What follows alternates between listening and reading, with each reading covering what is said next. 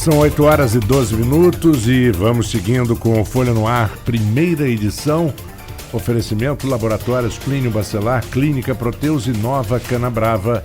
E voltamos com o nosso papo com Otávio de Campos e voltamos ao assunto que nós estávamos tratando, falando também de cultura. A Luiz citou aí de um assunto que a gente não chegou a comentar aqui, né, Luiz? Que foi a história do Dr. Chicão.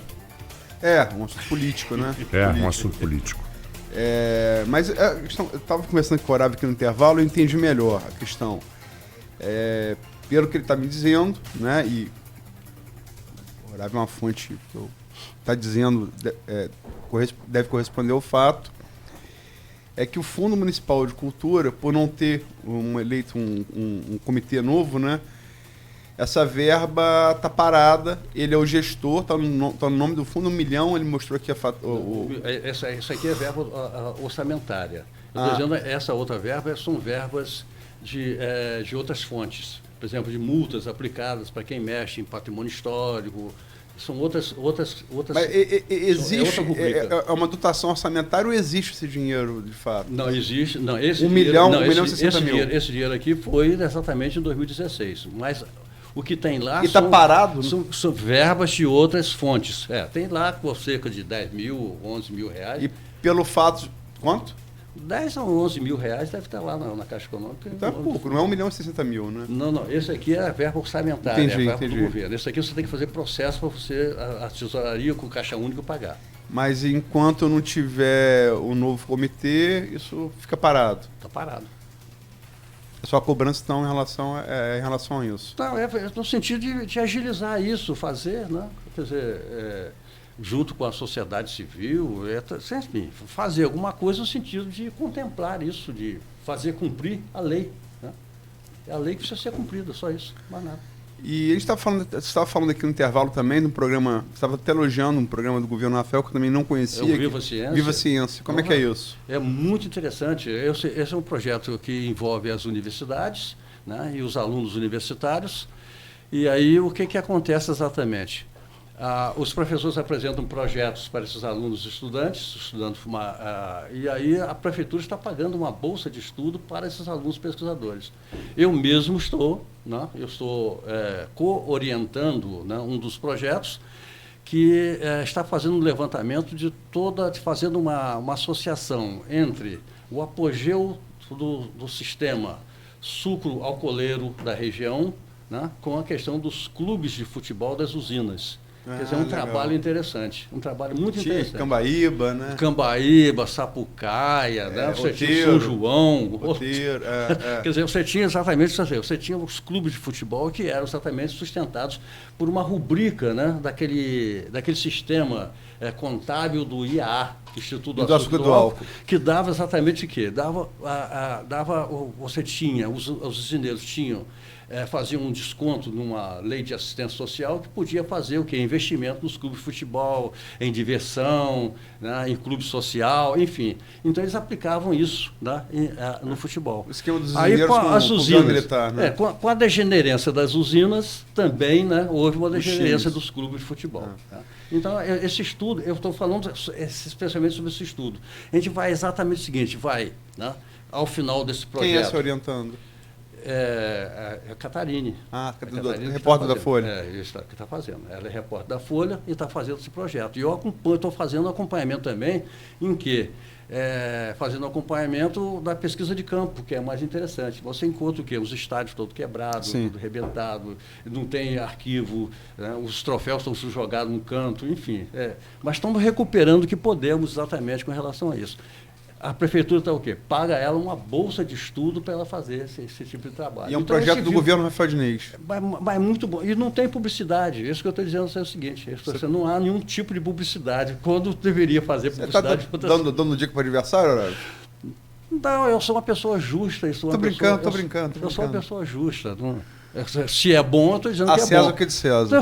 Pois é, o Horácio de Campos foi lá na Folha e falou só mal do governo. Não estou falando mal do governo, eu estou dizendo o seguinte, eu estou falando das diferenças, né, que ocorrem exatamente com relação às coisas que foram construídas pela cultura e que não teve segmento. Algumas coisas tiveram, né? O curso livre de teatro é uma coisa que foi mantida, né? Foi mantido o curso livre de teatro. E até a Adriana falou sobre isso, que é um bom exemplo de manutenção de uma boa política independente dos governos. De um bom trabalho, né? Inclusive com o jeito de vocês, que continua lá. Então, porque isso não deve ter partido, isso que eu quero dizer a você. O curso livre de teatro é uma coisa quase que sagrada nas relações culturais da prefeitura. É uma política pública, não de governo. Isso, eu penso assim, eu penso dessa forma. Né? E as pessoas, por exemplo, nós estamos precisando fazer manutenção, por exemplo, no arquivo, arquivo municipal. No arquivo, né? E fazer manutenção também no Museu Histórico. Né? O Museu Histórico, Luiz, quando chove, entra água pela claraboia lá em cima. Né? E isso pode comprometer todo o acervo que está lá dentro do museu. Né? E o museu, né, por incrível que possa imaginar, hoje ele é usado de segunda a segunda. Sim, o trabalho da Graziella é um trabalho... Um trabalho muito profundo. Que é outra pessoa que estava no governo Rosinha que foi mantida. Muito profundo, foi indicação nossa, né? Indicação nossa para ser diretora do museu. Sim, historiadora, né? Enfim, mas uma pessoa ela mantém ativo o museu. Inseriu o museu na programação cultural do município, né? Quer dizer, ela trata dessas questões pontuais com relação ao desenvolvimento cultural. Mas ela não tem acesso exatamente à Secretaria de Obra, eu não sei qual é o setor hoje, no sentido de fazer com que vá alguém lá para consertar as paredes, ou pintar, ou consertar a goteira. Enfim, prédio histórico é o seguinte, ele tem que ter manutenção. Se você não tem manutenção, quando você for mexer, já tem que estar mexendo em quase tudo. Mas também é um dilema que se arrasta, não é nenhuma novidade desse governo, se arrasta do outro. Basta dizer o Museu Olavo de Carvalho, né? Olavo de Carvalho. Ato falho, Olavo Cardoso. Olavo de Carvalho, Olavo Cardoso, eu vim puxar no meu pé de noite, porque eu confundi ele com o filósofo de Bolsonaro. Olha, se você me perguntar por quê, eu vou dizer a você que não sei. Aquele prédio, a questão da doação dele para a prefeitura, foi uma coisa assim muito... que não está definido até hoje. Você não sabe exatamente que documento é esse, né? Qual é o documento que prova, né, que você está exatamente, que esse prédio é da prefeitura. Você não tem isso. Né? Nós tivemos uma oportunidade de instalar ali uma usina de cultura e, na época, tivemos que apresentar um documento de comprobatório que aquilo era da prefeitura. Não encontramos lugar nenhum. Né? Então, sabe o que aconteceu? Na época, a prefeita pediu o seguinte: devolva isso aos proprietários ou aos herdeiros. Mandou devolver. Lá no fundo tem uma nesga que pertence a um monte de instituição, a Asilo do Carmo, a não sei quem, sabe? Enfim, a POI. Tem uma nesga no fundo, lá para o lado da rua 21 de abril. Aquilo ali é um negócio problemático. Tá? Mas eu não sou favorável que ele fique também assim depreciado, não. Eu achava que ele deveria estar exatamente reformado e sendo utilizado pela sociedade estudiosa da cidade. Sim, tem um caso emblemático, que foi o Teatro de Bolso, né, que ficou 2 anos fechado, no governo foi entregue fechado, e teve uma coisa, né, no 2016 que mobilizou a categoria, que foi o Copa TV, né? E o teatro foi reaberto também, foi reaberto nesse governo, né? Ele estava fechado. Está com o Fernando Rossi, né, dirigindo, que está aqui nos acompanhando, né? Não, Fernando é atualmente a pessoa mais importante, né, do teatro da cidade hoje. Rapaz, hoje ninguém segura. Tem que... Esse elogio aqui ao vivo, ele vai... Eu fui assistir, tem umas coisas interessantes assim, eu fui assistir a Capitu, né, de Arlete Senna. Eu não vi ainda, cara. Mas eu vou ver, vai voltar agora, vai voltar. Aí eu falei assim, eu acho que Fernando vai abrir aqui um debate, né, para a gente discutir pelo menos a questão da traição de Bentinho, se Bentinho foi traído ou não foi. Quer dizer, eu queria discutir um pouco, né, a questão da Capitu dentro do contexto, né, histórico de Machado de Assis, para saber como é que... Além das questões da produção, indiscutível, a questão da direção. Desculpa, só para lembrar, o professor Arlete Senna vai estar aqui amanhã. Verdade. Vai estar aqui amanhã, é a autora da peça que o Horácio se refere, dessa transposição do Morro. A Arlete Senna vai estar aqui amanhã. Ela fez... Eu queria, inclusive, discutir, eu estava querendo discutir também, né? Quer dizer, a visão essa revisitação histórica que a Arlete faz em cima do Dom Casmurro. Eu queria discutir um pouco sobre essa questão. Não é discutir para ampliar, né, linhas de conhecimento, não. É fazer isso para aprender também, né, alguma coisa. Como é que ela consegue exatamente uma vertente de que o próprio Machado de Assis não teria, talvez, a intenção de fazê-lo? Né? Eu sabia se havia essa questão desse debate. Você tem muitas teses sobre o Dom Casmurro, né? Tem. Eu já li uma tese uma vez que, como ele era advogado, Bentinho, personagem central do romance, era um advogado, aquilo seria uma tese de defesa. Por ele ter levado o amigo, a mulher e o filho à morte. Seria uma tese de defesa. É uma teoria, né? Uhum. Como essas grandes obras, elas... Mas quanto à questão da montagem, é uma montagem belíssima, uma coisa lindíssima, mas a gente deveria ter discutido essas questões, a questão do solilóquio, outras questões que poderia. Mas, quando terminou o espetáculo, eram tantos elogios que eu vou me recolher a minha insignificância e vou embora. Mas doido para ver isso. Mas é interessante, o trabalho que ele está fazendo lá no teatro é um trabalho digno, um trabalho muito interessante, né, e participativo, né? Eu acho importante que isso aconteça. Agora, Horácio, a gente está caminhando, e temos mais quanto tempo, Marco? A gente tem mais uns 8 minutos, 9 minutos aí de papo. Então, vamos chegar aqui a uma questão que está mobilizando também aí a categoria. Quando fala categoria, estou falando de categoria dos artistas da cidade, na qual, modestamente, me incluo também, como escritor. E tem você uma referência. O Palácio da Cultura. A questão do Palácio da Cultura, um debate de... Quer dizer, também foi entregue fechado, uma reforma que não foi incluída pelo governo Rosinha, está andando no governo Rafael, e essa proposta de reabrir com parte do espaço dedicado a empreendedorismo, né? Que é uma palavra que tem um pouco de preconceito na esquerda, né? Enfim. Claro. Provavelmente você não sabe, mas a Folha da Manhã também é muito responsável, é corresponsável também pela reforma do Palácio da Cultura. Não sei se você sabe disso. Se você não sabe, vai saber agora. Mas aquilo ali é fruto de uma negociação que começa exatamente na minha administração, junto ao Ministério Público, junto ao doutor Marcelo Lessa, né?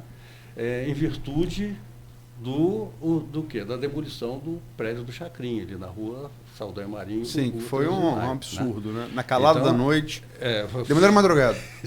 Foi lá, derrubaram. No Brasil tem uns casos desses, né? Não, isso é um assim. Teve o caso da mansão Matarazzo em São Paulo. Você imagina isso num país sério, isso da cadeia, né? Sim. Então, se não fosse exatamente na época, o apoiamento da Folha da Manhã foi importantíssimo no sentido de dar importância merecida ao fato delituoso que ocorreu naquela madrugada. Chacrinha, aquele da esquina, né? Foi ela, fez dela. Excelente. Então, ela ficou exatamente o seguinte, não é uma matéria que você dá, né, e que ela, de repente, vai se desaparecer. Vai desaparecer. Não, é uma coisa que foi constante e permanente durante o tempo todo que nós precisávamos exatamente para criar, né, condições necessárias para você entrar no Ministério Público. Não é qualquer coisa que o Ministério Público também acata, né? Ele vai acolher, né? Ele tem que ter repercussão pública, repercussão social. E aí a Folha foi importante nesse sentido, da gente fazer isso, identificamos os proprietários, como que ia ser feito exatamente, enfim, todo esse processo. E aí ficou, de um governo para o outro, ficou a possibilidade de se fazer, né, nós havíamos estabelecido um valor de 3,5 milhões, que seria repassado exatamente para a reconstrução total da Lira de Apolo, né? Nós tivemos várias reuniões nesse sentido, mas na passagem do governo, com uma questão muito mais nobre também, tão nobre quanto a Lira de Apolo, foi exatamente o Palácio da Cultura. Então se transfere exatamente a questão do ato, né, desse acordo fosse exatamente colocado exatamente para o Palácio da Cultura. Então a Folha foi importante, Eu acho que eu fui importante nesse sentido. Se eu tivesse entrado no Ministério Público, provavelmente a gente não teria exatamente essa decisão agora, né? E a gente espera que o Palácio reabra, né? Nós precisamos do Palácio, né? Nós precisamos desse Palácio. Mas a cultura de Campos precisa do Palácio. O Palácio é bom lembrar que é um feito, você estava falando de 88, a eleição, justamente talvez seja a maior, falamos de legado aqui. Eu acho que talvez seja o maior legado de Rockefeller, foi prefeito de Campos algumas vezes, né? É o Palácio da Cultura. E também lembrar que é um arquiteto que inovou em Campos, Francisco Leal, falecido, e que introduziu talvez tardiamente o modernismo na arquitetura de Campos, né? Então é uma coisa, é um legado, né? É um legado. Aloysio, você, só para a gente compreender essa palavra cultura, né? O Rockefeller não queria fazer palavra cultura nenhuma, você sabe disso. Tem uma história. Ele mesmo sabe que não ia fazer, ele queria fazer um estádio municipal. E chama Edmundo Vaz de Araújo, que era vereador e presidente da Liga Campista de Desportos, no sentido de se reunirem, né? Vários desportistas iriam se reunir, né? No palácio que Vivaldo Bellido chamava de Palácio de Mármore, né? No Palácio de Mármore, que é a sede da prefeitura. Vivaldo Bellido da cidade. Para fazer o quê? Para criar um fato político em relação à construção do estádio municipal, né? E aí o que aconteceu? Na época, o Teatro Escola... Ele se escreveu sobre isso. O Teatro Escola de Cultura Dramática se reúne e diz assim, não, mas peraí, futebol, Goitacazes tem estádio, Campos tem estádio, todo mundo tem estádio, não, nós precisamos de um Palácio da Cultura.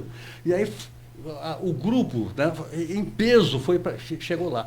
Então nós chegamos dentro do Palácio, no horário marcado para que os desportistas estivessem, esperando que ia haver uma guerra, um enfrentamento, e chegamos assim, o pessoal do esporte não foi ninguém, nem Edmundo Vaz de Araújo não foi. Ainda bem que briga de poeta com atleta deve levar melhor, né? E aí isso é histórico. Nós invadimos o gabinete de Rockefeller, ele com aquele sorriso, aquela figura, não, que é uma figura simpática, não, o cara.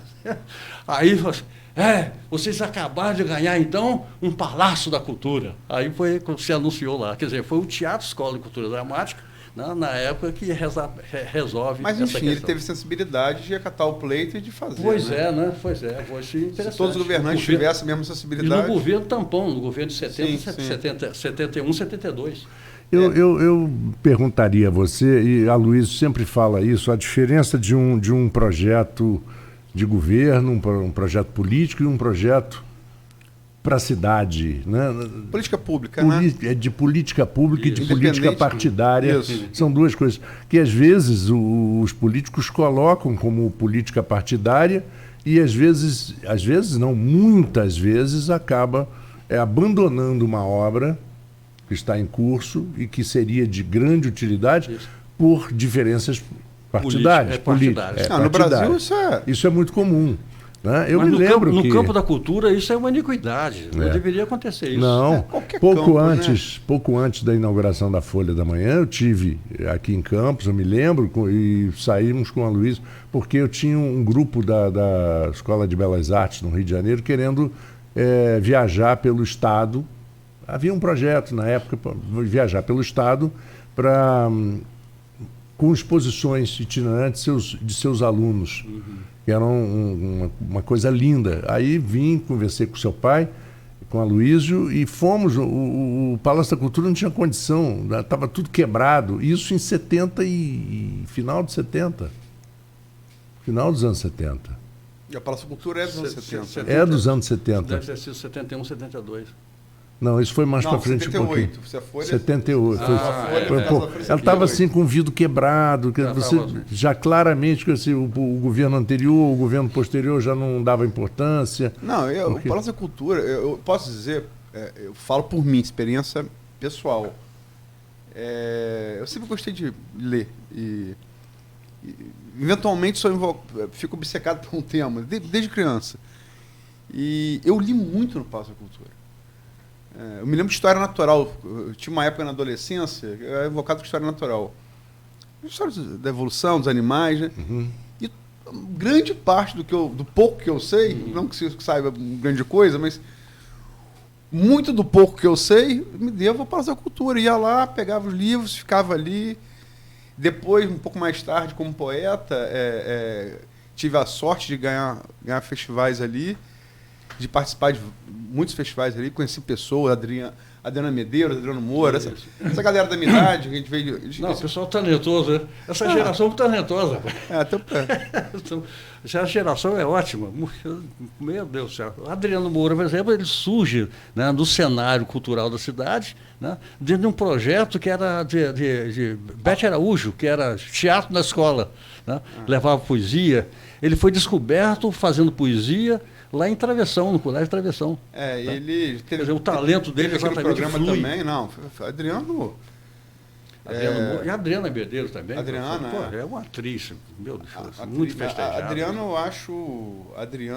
eu sempre falo isso. Para mim, o maior poeta que Campos já teve, essa é a opinião pessoal. O maior poeta que Campos já teve foi Prato Tavares. Agora, dos vivos, eu acho Adriano... Muito bom. Acho o maior poeta. Excelente. Fora a dramaturgia, né? É. Mas, enfim, Otávio, essa questão de reabrir o Palácio da Cultura, foi entregue fechado pelo governo anterior, vai ser reaberto agora, a previsão é essa. E essa questão de dividir com o empreendedorismo, que está gerando uma celeuma aí na categoria, né? Bom, eu acho que hoje já não tem mais celeuma, né? Eu acho que hoje é exatamente o seguinte, a classe cultural, artística, que é a partidária, né? Ela decidiu que o palácio tem que ser da cultura, né? Então, hoje há exatamente o quê? Se há um embate, existe ainda o quê? O outro lado, ou seja, o poder público, considerando que ele tem o poder de fazer o que ele deseja fazer, né? Consolidado por uma eleição que teve tantos por cento de votos, etc. Mas me parece que hoje, se fizer, vai contrariar exatamente, quer dizer, vai fazer um discurso antipolítico, né? Eu acho que o Palácio da Cultura tem que ser um palácio da cultura e que agora se aproveite para criar as outras instâncias que anteriormente não foram feitas. Por exemplo, a Galeria de Arte nunca foi feita no teatro, né? No teatro ou no Palácio? No Palácio. A Galeria de Arte do Palácio da Cultura, ela nunca foi consolidada, né? Quer dizer, nunca houve a questão da ambientação, quer dizer, que é aquela ala que fica exatamente para o oeste, né? Aquela região ali, para o lado do shopping ali, né? Então, todo aquele processo, toda aquela asa ali seria exatamente, né, dedicada às artes plásticas. Uma exposição, Outra questão que o Palácio nunca recebeu, nunca conseguiu receber, que é a sua área técnica, né? Então, a sua reserva técnica ela também não foi ambientada, que seria exatamente ali nos porões. Aqueles porões seriam exatamente a área técnica ali. Então, que se aproveite agora para se fazer isso, né? Outra coisa também é criar um outro discurso, Aloysio, no sentido de fazer com que se valorize a questão do livro. Que eu já ouvi gente dentro do próprio do governo atual achando que esses livros precisam ser todos queimados. Né? Os livros precisam ser queimados, porque não se usa mais livro.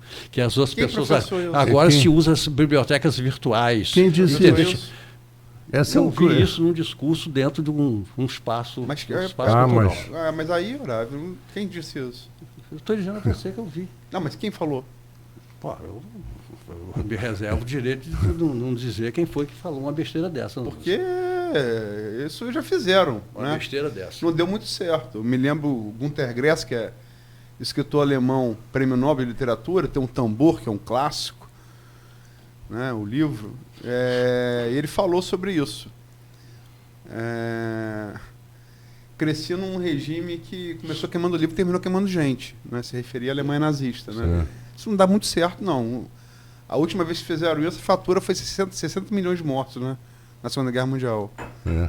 Não dá muito certo. E está muito claro a história do iBook. A história do iBook. Eu acho que eles são complementares, mas...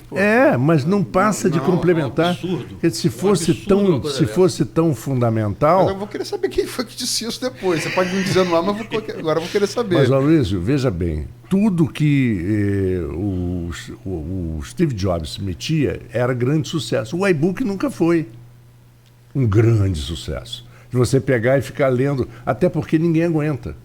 Já experimentei num iPad, você ficar lendo aquilo ali, começa a doer a vista com 40 minutos, coisa que o livro não te dá. Não, eu acho que são complementares. Eu tenho um exemplo. Eu sou velho, 47 anos, eu estou velho, eu preciso ler no impresso. Mas eu sou pai de um jovem de 20 anos, que estava conosco agora há pouco, que lê também. muito, graças a Deus, você procura incentivar isso nele. Meu filho E lê também, tanto e-book quanto impresso. Ele consegue facilidade de ler inglês muito bem, e está fazendo história agora e tal. Mas ele lê nos dois. Eu quero dizer, uma coisa não exclui a outra. Elas são complementares. Eu também acho que uma coisa não exclui a outra. Agora, chegar ao Sai radicalismo queimando? de achar que as bibliotecas precisam ser queimadas porque papel não serve mais nada diante do avanço das novas tecnologias, é um absurdo. Você dispensar uma coisa dessa. Não, é criminoso. Eu acho que é criminoso. Eu já vi, teve uma outra pessoa num seminário lá no Teatro de Bolso, uma vez, defendeu a possibilidade, sabe de quê? De acabar com o centro histórico da cidade. Porque a sociedade moderna estava precisando exatamente de estacionamento para os seus automóveis. Essas coisas, essas digressões, essas idiotices, a gente ouve em todo lugar. Acabar com o centro histórico, porque hoje para que prédio velho, para que prédio antigo? Aí as pessoas fazem essa diferença, não fazem uma diferença cultural, né, pontual, entre o velho e o antigo. Então, aí fica difícil. Fica muito difícil. Nós queremos estacionamento de automóveis. Teatro de Bolso. Nelson Rodrigues falou antes da internet. E Umberto Eco, filósofo e semiólogo italiano, escritor, O Nome da Rosa é um belo livro. Nos deixou agora há pouco tempo. Mas ele falou, a Revolução dos Idiotas. Nelson Rodrigues falou antes da internet, que vivíamos a Revolução dos Idiotas. E Umberto Eco, não sei se ele é o Nelson, mas enfim, quase complementar, falou que as redes sociais deram voz aos idiotas, né? Uhum. A gente vive mais ou menos... Porque... acabar com o centro histórico, tem prédio velho, queimar livro... Manuel Castel fala sobre isso atualmente, é o filósofo que mais trata dessa questão. Quer dizer, ele trata de uma questão dizendo o seguinte, que o velho já passou, mas o novo não aconteceu ainda. Mas são duas opiniões, com todo respeito a quem as emitiu. O troféu é uma madeira de alfafa, né? Pelo amor de Deus. Essa madeira de alfafa. E essa de criar estacionamento... Não, acho que é uma demanda necessária sim, mas você não pode derrubar a memória arquitetônica da cidade. Não, claro que não. E além do mais, está cada vez criando mais a teoria de que cidade moderna, cidade inteligente, cidade rica é aquela em que seus moradores possam usar o transporte urbano e deixar seus carros em casa. E cada vez mais cidades no mundo muita gente está deixando de comprar carro. Não, você tem hoje em Londres 20% da população, maior de idade, que não sabe dirigir. Transporte público. Não compra carro. Mas na Europa hoje, você usa carro, ainda usa carro. Eu tive oportunidade eu sempre quando eu viajo e eu alugo o carro, você usa o carro para ir de uma cidade a outra. Dentro da cidade o carro não presta. Você larga ele no estacionamento e... Quando você vai para outra cidade, você usa ele de novo. Hoje, qualquer... O transporte urbano, que eu sinto mais a cidade, né? Sim.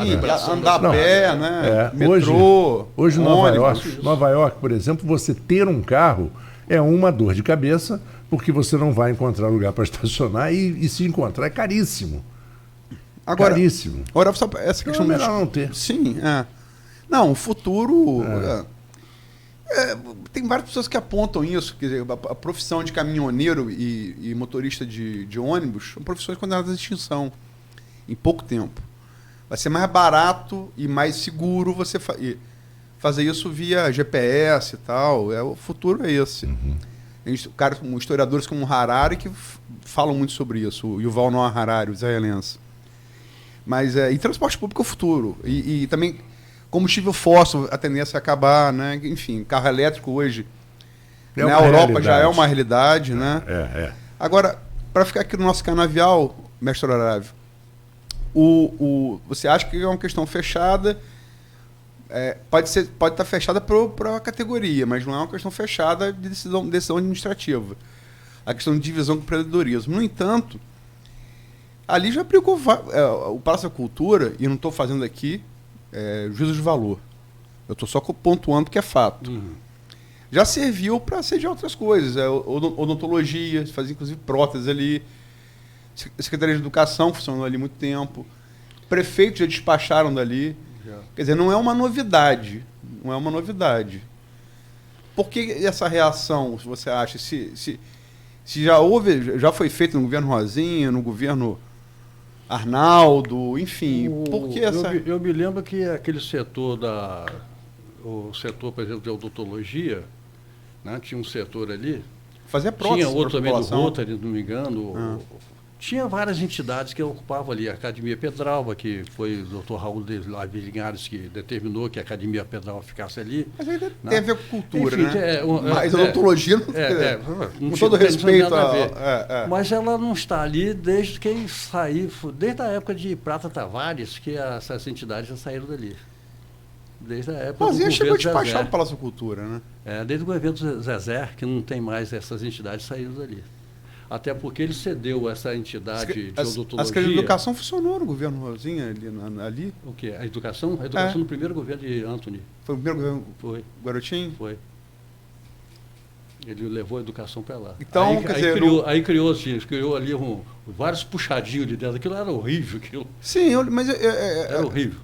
O governo Rosinha, o Palácio da Cultura, até ser fechado no governo, ele só servia a cultura? Pois é, mas aí eu não estou querendo justificar, não. Eu acho que a educação não deveria ficar lá. Eu acho que essas entidades também não deveriam ficar lá, com exceção da Academia Federal de Letras e Artes. Que é afim, lógico. Eu penso que está exatamente dentro do projeto contexto, filosófico, do contexto filosófico do Palácio, né? Mas não é cedo, não é tarde, né, para se resolver o problema de achar que o Palácio é um palácio da cultura e que somente as coisas ligadas à cultura devem exatamente permanecer ali. Não, porque as questões são sempre complexas, né? Por exemplo, o festival de... Eu falo aí, você é classista. O festival de poesia falada, de Campos, sempre foi no Palácio da Cultura. Sempre foi. Sempre foi. Eu vejo também pessoas defendendo que o Palácio da Cultura e acho, em tese eu concordo, né? Concordo. Mas, por exemplo, o Festival de Poesia ele foi agregado no FDP. Nada contra o FDP, acho que é uma coisa que tem que... Muito estar a favor, que tem que ficar, deu certo.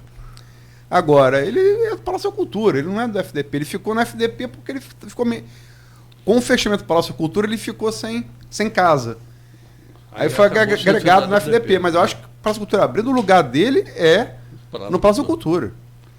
Logicamente, o ano de Bienal, você pode pensar em fazer na Bienal. Luiz, a gente devia aproveitar também no Palácio da Cultura para fazer o quê? Para restaurar todo o projeto, tipo de bulemarques, né? Tirar aquela cerca do entorno todo. Aquela cerca é um palavrão, né?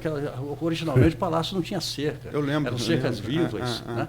Tirar aquele... com a devida vênia da minha querida amiga Luciana Portinho, né? Mas tirar aquele teatro, um espaço que ela colocou ali para o lado da Praça da Bandeira, né? Feito uma arena para show ali fora. Tirar aquilo dali, né? Aquilo ali realmente... Aquilo ali agride o projeto de Francisco Leal. Tem uso, mas agride o projeto, né, original de Francisco Leal. Eu penso... Não, eu respeito, mas eu acho radical. Já aproveitar, porque já está em obra, tira logo ali. E outra questão, restaurar de uma maneira... E por que vocês não fizeram no governo Rosinha? Tiraram o governo Rosinha? Mas eu tentei fazer. Nem tudo que foi voto vencido? Não é todo vencido, por exemplo. Voto vencido. Porque assim, vamos poder fazer amanhã. Você entende quando é política que é? Eu pretendo nunca mais entrar nisso. Foi uma experiência horrível. Né? Uma experiência horrível. Mas eu penso que prestei algum serviço importante à minha cidade. Né? Sem dúvida alguma. Eu acho que eu fiz isso. Nós conseguimos a restauração do Palácio Visconde de Araruama, né? Durante o primeiro momento, em 2009, né, conseguimos fazer com que isso acontecesse lá no Farol São Tomé, quando eu estava exatamente como coordenador do Farol, do Verão do Farol.